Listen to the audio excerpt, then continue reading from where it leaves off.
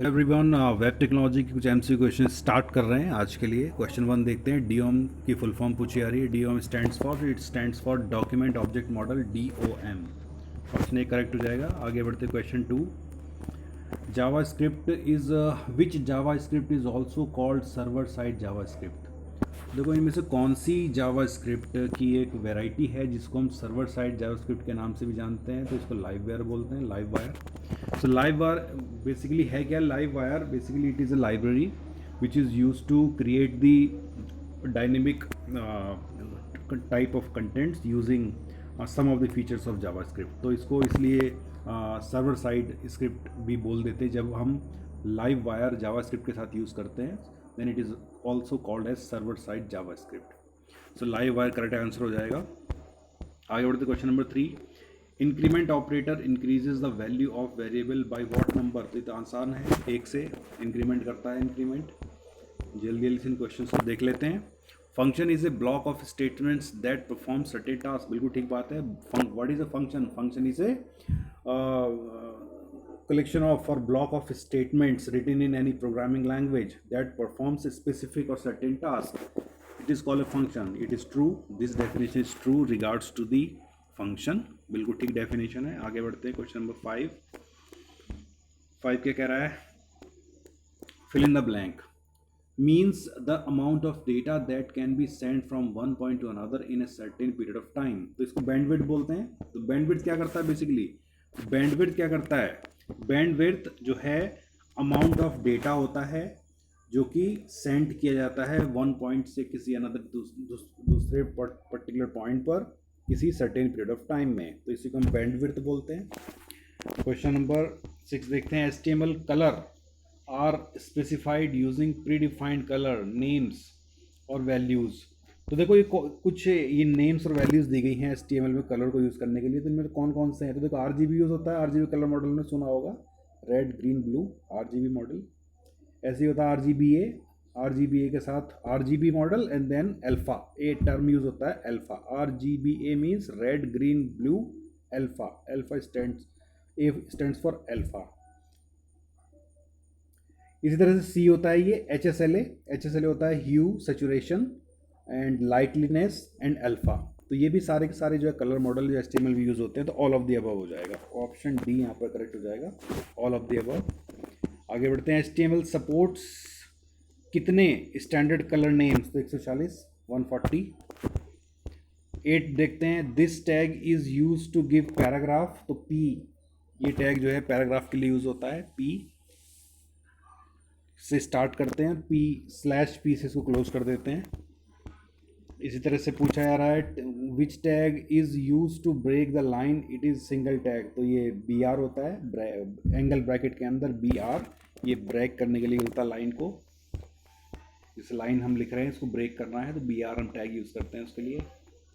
10 देखते हैं। Which tag is a pre formatted tags, it is use to show the without formatted tags. तो ये pre होता है, PRE।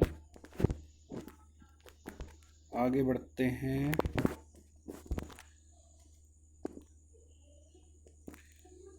क्वेश्चन नंबर 11 देखते हैं। 11 क्या कह रहा है? Which tag is use to create a scrolling effect to the selected text. इसको मार्क्यू बोलते हैं।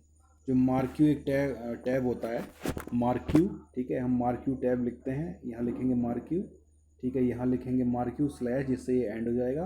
इसके बीच में हम जो भी टेक्स्ट लिखते हैं वो टेक्स्ट जो है वो स्लाइड करता है। जैसे आपने देखा होगा जो हमारे पेजेस होते हैं, जैसे मान लो ये पेज है, तो इसमें कुछ टेक्स्ट ऐसे मूव करता रहता है, left to right, right to left, ऐसे करके ना वो घूमता रहता है। तो उसको क्या बोलते हैं? मार्क्यू इसके लिए यूज़ होता है। ठीक है, तो ये मार्क्यू हो जाएगा। आगे बढ़ते हैं। क्वेश्चन नंबर 12 क्या कहता है?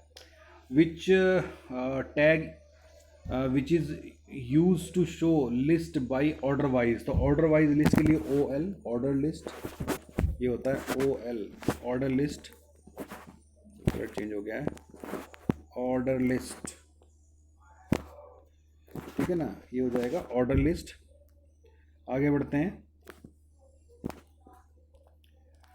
क्वेश्चन नंबर 13 क्या कह रहा है? ठीक है, तो ये ऑर्डर लिस्ट हो गया, ठीक है ना, ऑर्डर लिस्ट। आगे बढ़ते हैं, question number 13, it is use to show list by no particular order wise, कोई पर्टिकुलर ऑर्डर नहीं है तो UL, unorder list, UL stands for unorder list, unorder list, ठीक है ना, अनऑर्डर लिस्ट। आगे बढ़ते हैं 14, 14 क्या कह रहा है? It is a comment, it is use to show additional information in HTML। तो देखो ये टैग होता है, ठीक है, अगर आपको एक एडिशनल कमेंट आपको यूज़ करना है तो इसके लिए ये यूज़ होता है, ठीक है ना।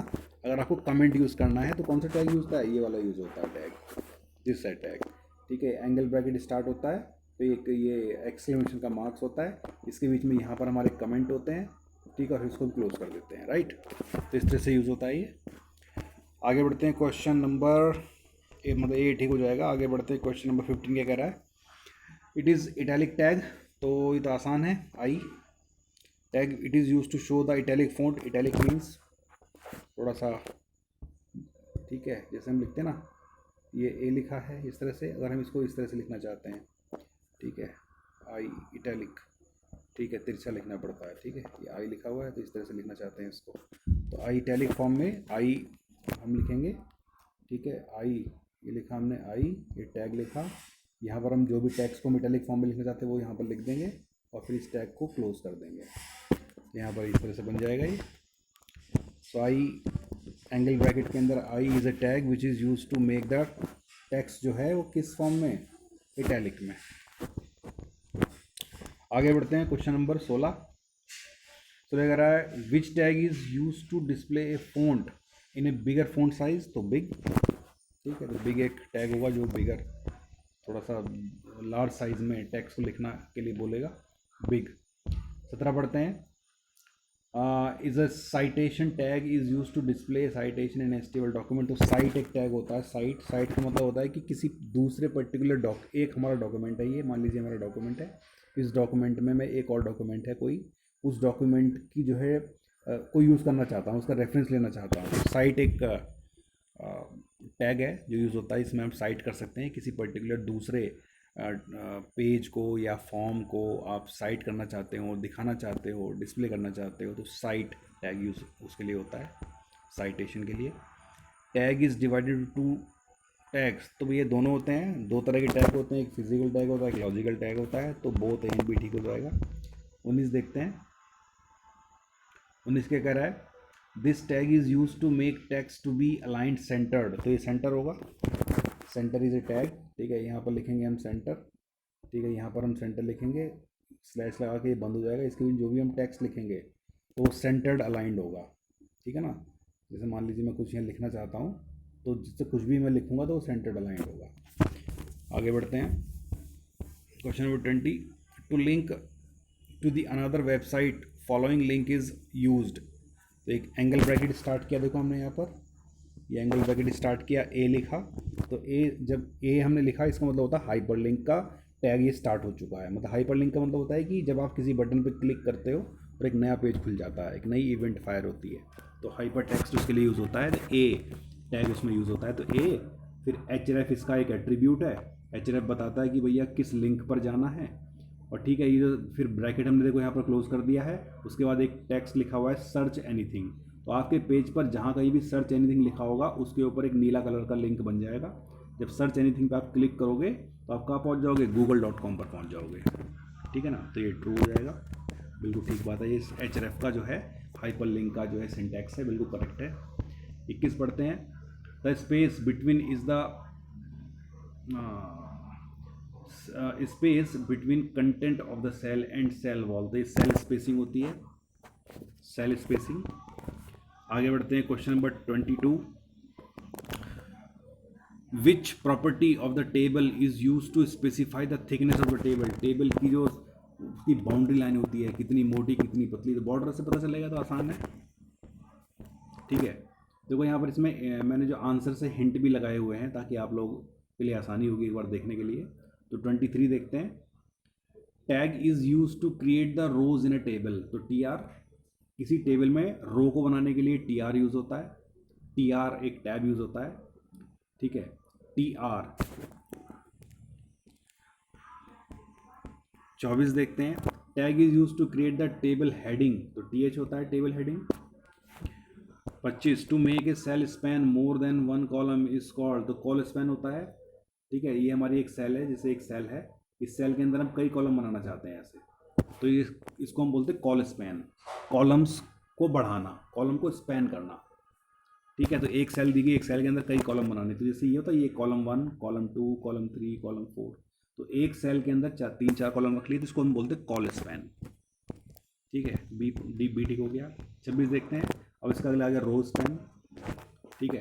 To make a cell span more than one row, जैसे मान लीजिए कॉलम है ये, ठीक है, इसके अंदर कई रो बनाने, तो रो कैसे बनेंगे, ऐसे बनेंगे हॉरिजॉन्टल, तो देखो 1 रो, 2 रो, 3 रो, 4 रो, एक कॉलम के अंदर 4 रो बना ली, इसको क्या बोलेंगे, रो स्पैन, मतलब रो को स्पैन कर रहा है, ठीक है ना, रो को स्पैन कर रहे हो। Which tag is use to manage the layout of a page, तो एक फ्रेम होता है, एक पेज है, ठीक है, HTML का पेज है, उसको हमें फ्रेम करना है, मैनेज करना है, तो फ्रेम टैग यूज़ होता है। HTML में जो भी टैग्स होते हैं, बेसिकली HTML का मतलब होता है वेब पेज, वेब डॉक्यूमेंट को बनाना, ऐसे डॉक्यूमेंट, ऐसे वेब पेज को बनाना जिसको हम इंटरनेट पर या वेब ब्राउज़र पर हम देखना चाहते हैं, ठीक है ना। तो हम जो भी इंटरनेट पर किसी वेबसाइट में हम जो भी चीज़ हमें दिखाई देती हैं, it is just because of the HTML की वजह से वो सारी चीज़ें दिखाई देती हैं। तो HTML जो है बहुत क्रूशियल रोल प्ले करता है इंटरनेट पर, कोई भी वेबसाइट जब दिखती है तो उसमें फ्रेम टर्म यूज़ होता है। अब देखते हैं, in HTML is use to divide the browser the screen into 2 और मोर देन वन पार्ट, तो ये फ्रेम से होता है, फ्रेम की वजह से हम एक जो हमारा स्क्रीन है, पेज है, उसको हम कई छोटे छोटे पार्ट्स में डिवाइड कर लेते हैं, उनको हम फ्रेम्स बोलते हैं, तो फ्रेम की वजह से ऐसा होता है। आगे बढ़ते हैं, A tag, which tag is use to divide the tag horizontally और वर्टिकली, टैग फ्रेम सेट होता है अगर हमें हॉरिजॉन्टली, वर्टिकली, हॉरिजॉन्टली मीन्स कि हम ऐसे करके डिवाइड करना चाहते हैं, या वर्टिकली ऐसे डिवाइड करना चाहते हैं, तो हम अगर इसके लिए स्पेसिफाई करना चाहते हैं तो फ्रेम सेट टैग यूज़ होता है। 30 विच stands for transmission control protocol internet protocol, तो TCP/IP की फुल फॉर्म है ये, तो TCP/IP की फुल फॉर्म है transmission control protocol / internet protocol, एक प्रोटोकॉल होता है, सेट ऑफ रूल्स जो कि इंटरनेट पे काम करता है, ठीक है, ट्रांसमिशन में काम करता है ये प्रोटोकॉल। ऐसे ही FTP होता है, फाइल ट्रांसफ़र प्रोटोकॉल, फाइल को ट्रांसफ़र एक सर्वर से एक जगह से दूसरी जगह पर ट्रांसफ़र करने के लिए FTP ये यूज़ होता है। अब हम TCP/IP की बात कर रहे हैं, तो transmission control protocol / IP internet protocol, ये भी ध्यान रखना चाहिए हमें। आगे बढ़ते हैं, 31 is a set of standardised rules that allow computers to communicate on a network such as the internet, तो TCP/IP है ये, ठीक है, TCP/IP की बात चल रही है। TCP/IP क्या है, एक सेट ऑफ रूल्स होता है, ये प्रोटोकॉल क्या होता है, it is a set of rules that allows computers to communicate on a network, एक नेटवर्क पर कंप्यूटर्स को आपस में कैसे कनेक्शन बनाना, कैसे कम्युनिकेट करना है, TCP/IP उसमें हेल्प करता है, ट्रांसमिशन कंट्रोल प्रोटोकॉल उसमें हेल्प करता है। जबकि FTP क्या करता है, फाइल ट्रांसफ़र प्रोटोकॉल जो दूसरा वाला है, FTP जो है फाइल को ट्रांसफ़र करने में हेल्प करता है। TCP/IP कनेक्शन बनाने में हेल्प करेगा कंप्यूटर्स की आपस में इंटरनेट पर, और FTP फाइल ट्रांसफ़र करने में हेल्प करता है। दोनों ही प्रोटोकॉल हैं, दोनों ही सेट ऑफ रूल्स हैं, लेकिन दोनों के काम अलग अलग हैं। ऐसी HTTP भी होता है, हाइपर टेक्स्ट ट्रांसफ़र प्रोटोकॉल, ऐसे बहुत SMTP होता है, ऐसे बहुत सारे प्रोटोकॉल्स होते हैं, इनकी फुल फॉर्म भी हमें याद रखना चाहिए। SMTP simple mail transfer protocol, HTTP hyper text transfer protocol, HTTPS hyper text transfer protocol secure, FTP file transfer protocol, ऐसे TCP transmission control protocol, IP internet protocol, तो इनको में ध्यान रखना चाहिए। जैसे FTP आ गया, तो the which protocol is a standard network protocol use for the transfer of computer files, तो कंप्यूटर की फाइल्स को एक जगह से दूसरी जगह ट्रांसफर करने के लिए कौन सा प्रोटोकॉल यूज़ होता है, FTP यूज़ होता है, ठीक है, FTP प्रोटोकॉल यूज़ होता है। 33 देखते हैं, element contains Meta information about the HTML, तो हेड होता है ये, जो हमारा HTML में टैग होता है हेड, वो मेटा इन्फॉर्मेशन रखता है अबाउट HTML। मेटा इन्फॉर्मेशन का मतलब क्या होता है, Meta means data, about data, तो डेटा के बारे में, डेटा की इन्फॉर्मेशन कहाँ पर रखी जाती है, हेड टैग में रखी जाती है। आगे बढ़ते हैं, 34 क्वेश्चन क्या कह रहा है, फिल इन द ब्लैंक है, द विच टैग की बात करें, द टैग एलिमेंट या which element defines the documents body. तो डॉक्यूमेंट की बॉडी को कौन बनाता है? ऑब्वियसली बॉडी टैग बनाता है। ठीक है, हम स्टार्टिंग से लिखते हैं, टाइटल लिखते हैं, हेडिंग लिखते हैं, फिर उसके बाद हम CSS फाइल्स को इंक्लूड करा लेते हैं फॉर्मेट करने के लिए बैकग्राउंड में। फिर हमारा बॉडी स्टार्ट हो जाता है। बॉडी के अंदर हम जो भी करना चाहें, टेक्स्ट लेना चाहें, रेफ लेना चाहें, जो भी हम करना चाहें कर सकते हैं। तो बॉडी ए टैग होता है। 35 देखते हैं। ये देखो ए आ गया। तो ए किसके लिए यूज़ होता है भैया? ए यूज़ होता है किसके लिए? href के लिए। href का मतलब क्या होता है? Hyper link. एक पेज से क्लिक करें दूसरे पे चले जाएं, तो ये ए टैग यूज़ होता है। ए, ठीक है, ए टैग यूज़ होता है। देखो पढ़ लेते हैं इसको। A, it is use to create a link to another document by using href attribute. तो ये ए अभी हमने पहले ही पढ़ा था। ए जो होता है ये हमारा हाइपर लिंक के लिए यूज़ होता है। अगर आप किसी पर्टिकुलर टेक्स्ट के ऊपर चाहें कि उस पर क्लिक करें और किसी नए पेज पे चले जाएं, तो उसके लिए ए टैग यूज़ होता है। सिंटैक्स उसका हमने पहले देखा था। ये ऑप्शन 36 देखते हैं। ये एक ऑप्शन दे रखा है कि भैया एक्सेप्ट ओनली ट्रू और false, we can select more than one option out of given option. भाई एक बहुत सारे ऑप्शन दिए गए हैं, तो उनमें से हम कई ऑप्शन को सेलेक्ट कर सकें, तो उसके लिए चेक बॉक्स यूज़ होता है। ठीक है, जैसे मान लीजिए आपको कई आइटम दिए गए हैं, चेक बॉक्स है, ऐसे करके चेक बॉक्स होते हैं। इसके आगे जो कुछ टेक्स्ट लिखे होते हैं, आप सेलेक्ट करना चाहते हैं तो इसको भी कर सकते हैं, इसको भी कर सकते हैं। तो ये चेक्स बॉक्स में ऐसा होता है। जबकि एक होता है रेडियो बटन। आपने सुना होगा रेडियो बटन, ऐसे करके गोल गोल से रेडियो बटन होते हैं, उसके आगे टेक्स्ट लिखे होते हैं। तो आप इनमें एक एट ए टाइम किसी एक पे क्लिक कर सकते हो। जैसे मान लीजिए आपने इस पर क्लिक कर दिया तो ये एक्टिवेट होगा। अगर आपने इस पर क्लिक कर दिया तो ये वाला हट जाएगा, इस पर एक्टिवेट हो जाएगा। तो radio button at a time एक ही को सिलेक्ट कर सकते हैं। Check box at a time आप कई को सिलेक्ट कर सकते हैं, मल्टीपल ऑप्शंस को आप सिलेक्ट कर सकते हो। तो यहाँ पर मल्टीपल की बात चल रही है तो चेक बॉक्स हो जाएगा।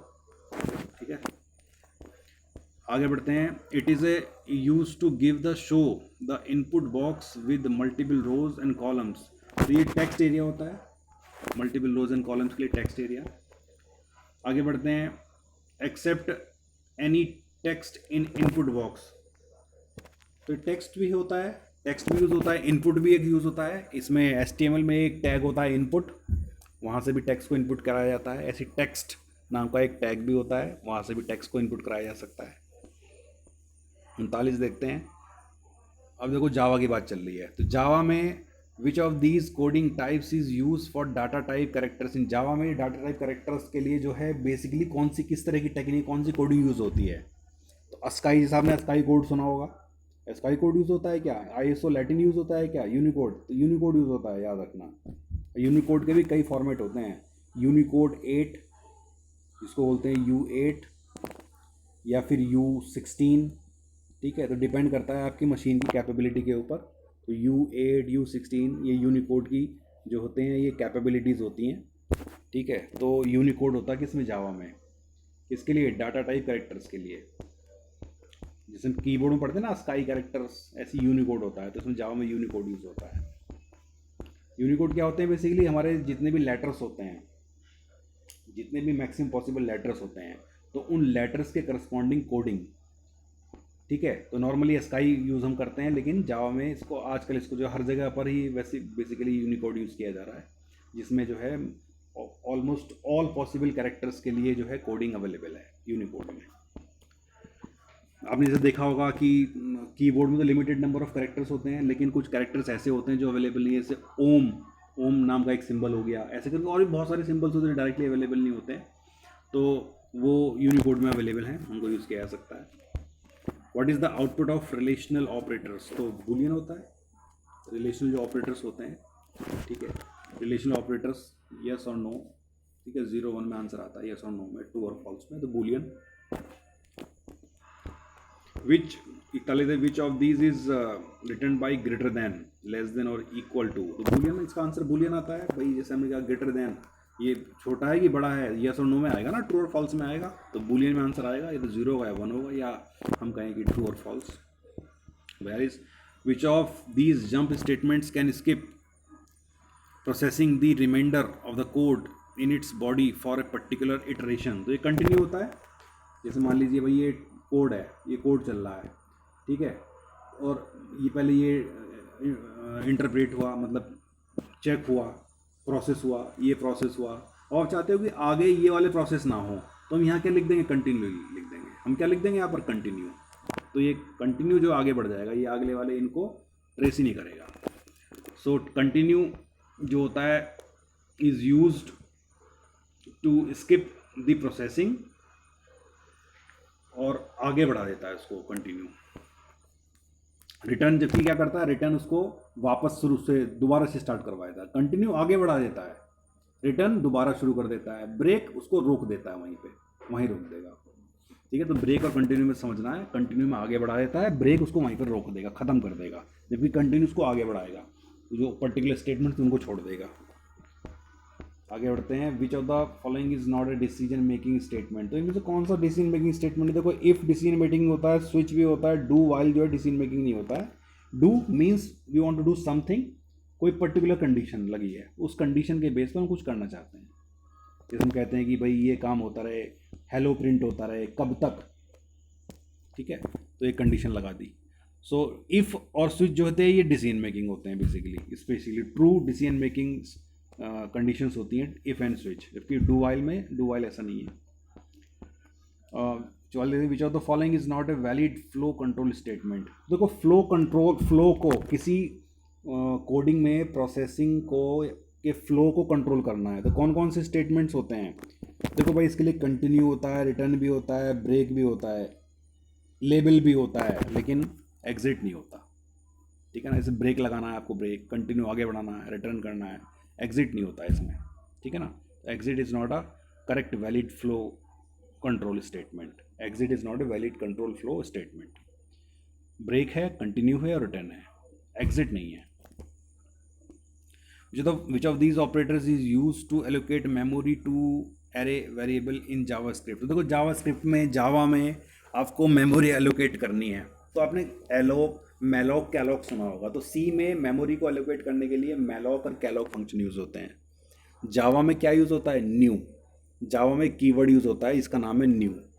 जावा में, VB.NET में, C# लैंग्वेज में, इन सब में मेमोरी को एलोकेट करने के लिए, ऑब्जेक्ट को मेमोरी को एलोकेट करने के लिए कौन सा कीवर्ड यूज़ होता है?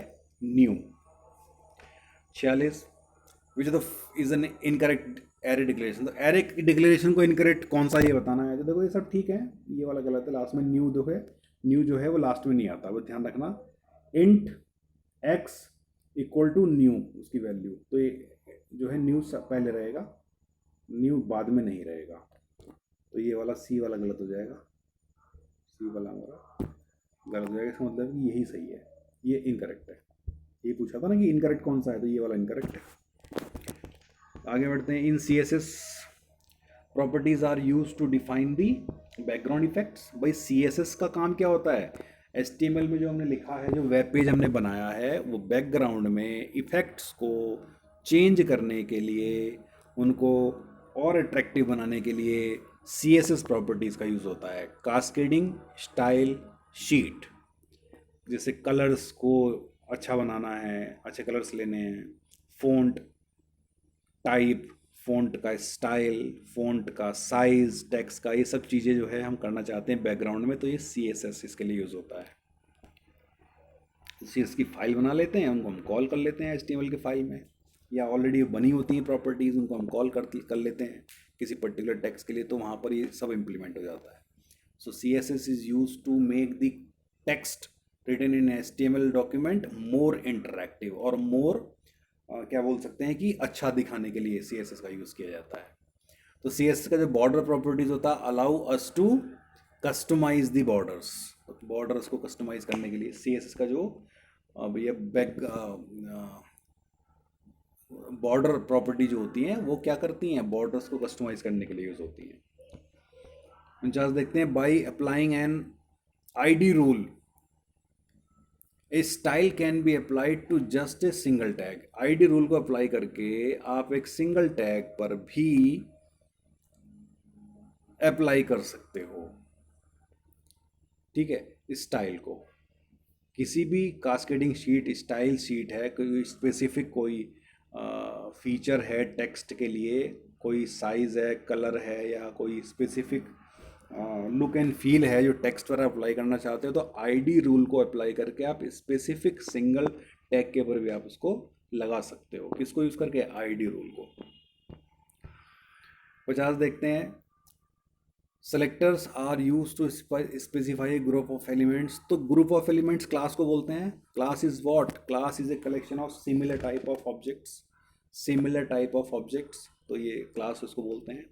ये ऊप्स का कंसेप्ट है। CSS की बात चल रही है। Font size can be called as property name. भाई CSS में जो फ़ॉन्ट साइज, ये क्या है? ये प्रॉपर्टी है, ये टूल है, ये टैग है, ये क्या है? तो फ़ॉन्ट का साइज, फ़ॉन्ट का नेम, फ़ॉन्ट का कलर, ये क्या है? बेसिकली ये सब प्रॉपर्टी के नेम है। ध्यान रखना, ऐसे क्वेश्चन ही बन जाते, कंफ्यूज कर देते हैं ये। तो प्रॉपर्टी नेम है जो हमारा फ़ॉन्ट का साइज है, ये बेसिकली क्या है? प्रॉपर्टी का नेम है। In CSS H1 can be called as a selector होता है ये, ठीक है। जैसे H1 हेडिंग होते हैं ना, H1 H2 H3 H6 तक होते हैं।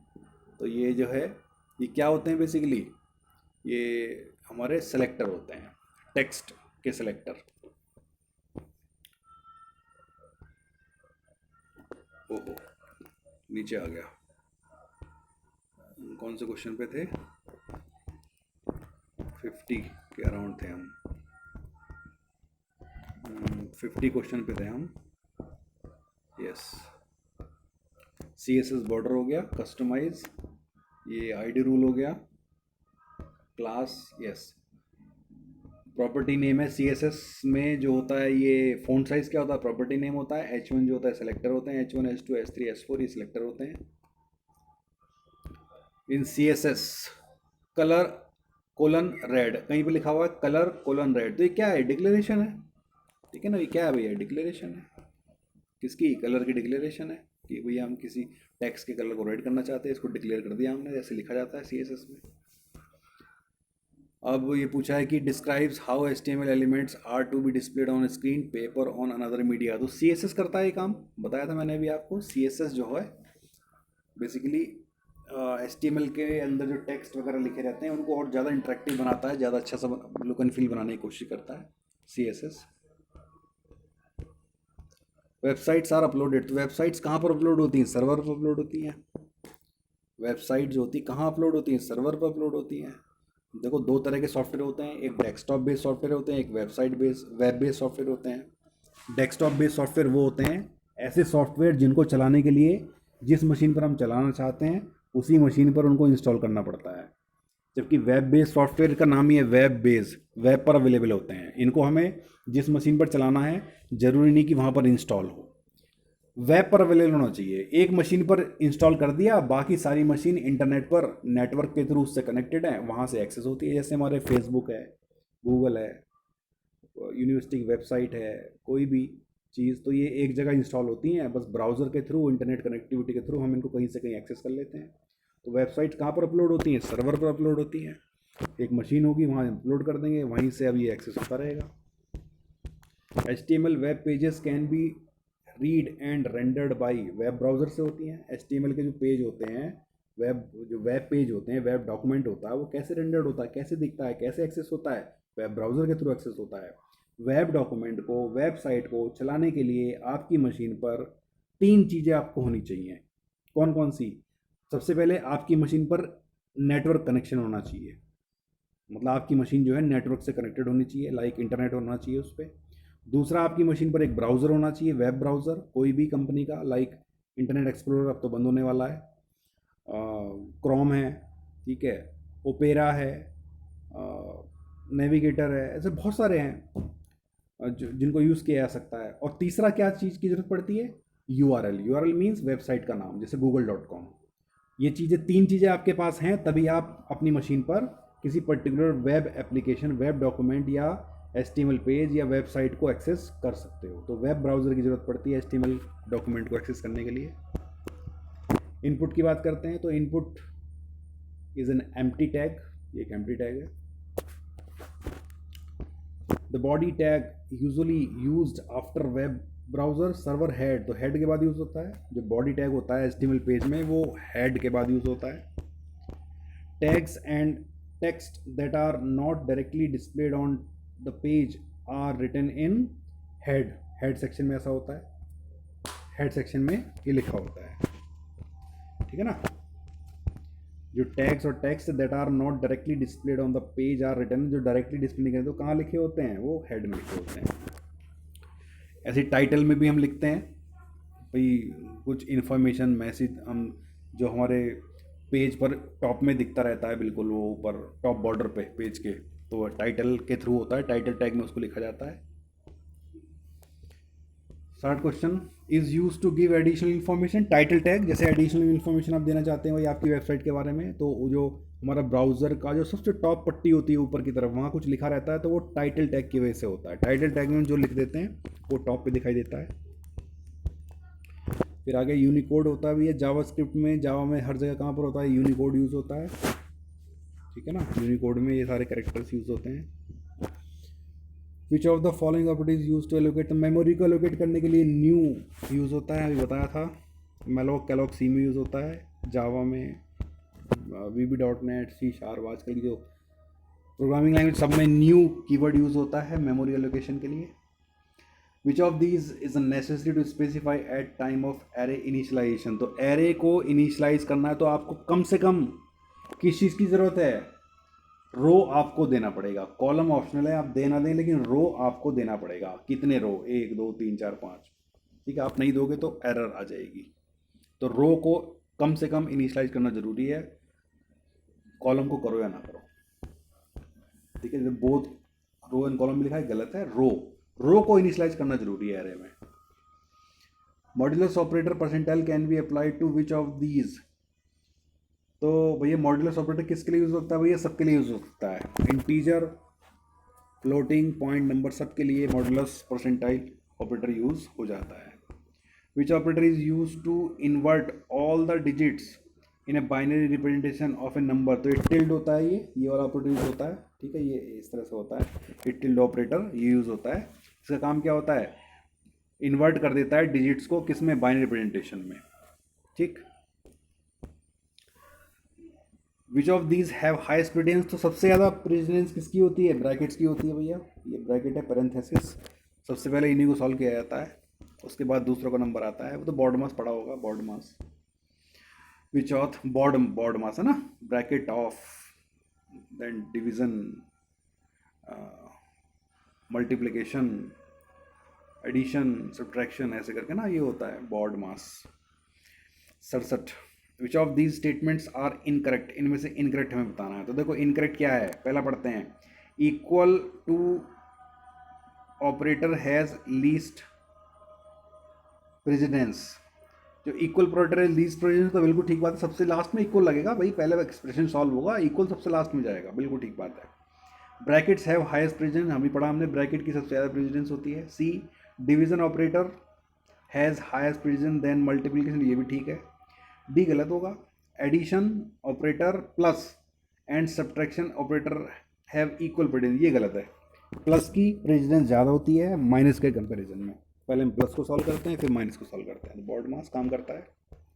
Which of the following is not a valid jump statement, इनमें से कौन सा jump valid statement, valid jump statement नहीं है। तो देखो ब्रेक से भी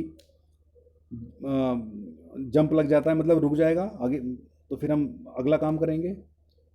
गो टू, तो गो टू से तो हम एक लेवल यूज़ करते हैं, गो टू लिखते हैं, लेवल बना देते हैं, लेवल से वो हमारी लूप से बाहर निकल के चला जाता है जिस जहाँ पर हम उसको भेजना चाहते हैं। ऐसे ही कंटिन्यू होता है, भी पढ़ा था हमने पहले, कंटिन्यू भी यूज़ होता है।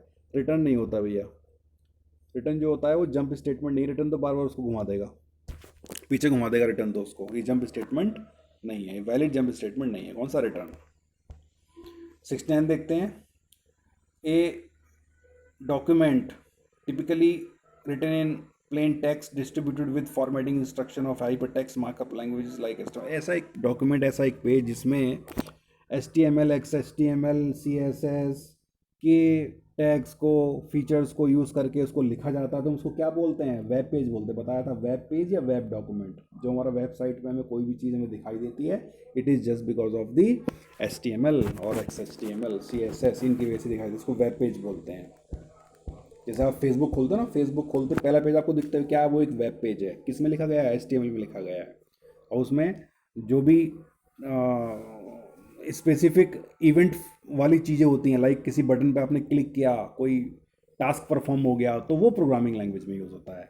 बाकी जो चीज़ दिखने वाली जितनी भी सब HTML में होती हैं, वो HTML, CSS, XHTML इनमें होता है। HTML का बारे में पूछा रहा है, HTML stands for hyper text markup language, तो सही बात है, HTML की फुल फॉर्म है hyper text markup language. 71, A tag indicates that the text should be displayed underline, तो यू होता है, you for underline, you for underline, एक टेक्स्ट लिखा हुआ है, आप उसको अंडरलाइन करना चाहते हो तो यू टेक्स्ट यूज़ करते हैं, यू टैग यूज़ करते हैं HTML में। CSS की full form cascading style sheets, cascading style sheets. 73, means the way to move from one page to another page in website, एक वेबसाइट में एक पेज से दूसरे पेज पर घूमने की प्रक्रिया को हम क्या बोलते हैं, तो भैया इसको नेविगेशन बोलते हैं। एक पेज से दूसरे पेज पर जाना नेविगेट, जैसे नेविगेट बोलते हैं कि नेविगेट कर दिया, उसको चेंज कर दिया, उसको डायरेक्शन दे दी, नेविगेशन बोलते हैं इसको। 74 क्या कह रहा भाई, ये क्या है, is a web development software, एक ऐसा ही वेब डेवलपमेंट सॉफ्टवेयर है जो यूज़ होता है क्रिएट करने के लिए, कोड लिखने के लिए, मैनेज करने के लिए dynamic websites easily with A smart simplified coding engine. तो क्या ये HTTP है, बैंडविड्थ है, वेब पेज है, ड्रीमवेयर है, तो भैया ड्रीमवेयर है।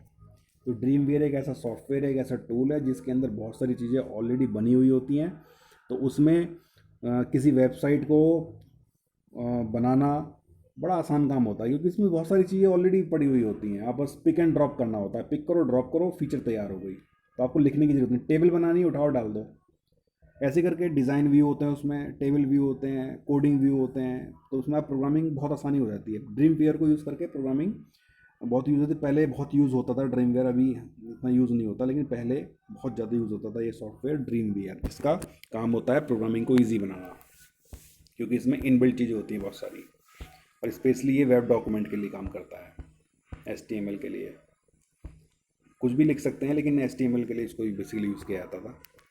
PHP की बात की जा रही है, hyper text pre processor, PHP की फुल फॉर्म होती है हाइपर टेक्स्ट प्री प्रोसेसर। तो PHP की एक दो वीडियोस भी मैंने डाली हुई प्लेलिस्ट में, आप देख सकते हो, उसमें काफ़ी अच्छे से PHP को एक्सप्लेन किया गया है, आप उसको देख सकते हो वहाँ से। तो जब वेब टेक्नोलॉजी की बात आती है तो PHP की भी बात आती है, तो PHP के क्वेश्चन भी बन जाते हैं। तो ये PHP की बात की जा रही है, is a server scripting language and a powerful tool for making dynamic and interactive web page. PHP की बात की जा रही है यहाँ पर, PHP है hyper text pre processor. Default extension पूछा जा रहा है किसका, PHP का, तो भैया .php होता है ये। अगर PHP का पेज आपने बनाया तो उसका उस फाइल को सेव कैसे करेंगे, तो .php से। अभी पूछा रहा है, is use to show the output और give message same as to print FNC, जैसे C लैंग्वेज में प्रिंट एफ यूज़ होता है ना मैसेज को प्रिंट करने के लिए, तो PHP में क्या यूज़ होता है, तो भैया याद रखना echo यूज़ होता है, echo, ECHO, echo is a keyword which is used to display something in the same way as we use printf statement, printf command in C language. जो काम C लैंग्वेज में printf का है वही echo का PHP में है, print करना। PHP supports the following data types, तो ये सारे करती है PHP भैया, स्ट्रिंग भी करती है, इंटीजर भी करती है, फ्लोट भी करती है। कई जगह पर कई प्रोग्रामिंग लैंग्वेज स्ट्रिंग को नहीं करती हैं, लेकिन PHP की बात कर रहे हैं तो स्ट्रिंग, इंटीजर, फ्लोट, ये तीनों को PHP सपोर्ट करती है। In PHP an object must be explicitly declared, PHP में ऑब्जेक्ट को एक्सप्लिसिटली डिक्लेयर करना पड़ता है। The statement is use to perform different actions based on different conditions, तो ये स्विच होता है, तो पढ़ा होगा हमने स्विच, जैसे हम लिखते हैं स्विच, कौन से वेरिएबल पे काम करना है। अब इसमें हम i की वैल्यू अगर 1 है तो कौन सा एक्शन परफॉर्म कराएं, 2 है तो कौन सा एक्शन परफॉर्म कराएं, 3 है तो कौन सा एक्शन परफॉर्म कराएं, तो डिफरेंट एक्शंस की बात की जा रही है, तो स्विच यूज होगा। In PHP we have the following loop types, PHP में कौन कौन सी लूप होती है, सारी लूप होती है भैया, ये वाइल लूप भी होती है, फॉर लूप भी होती है, फॉर ईच लूप भी होती है, सारी लूप होती है।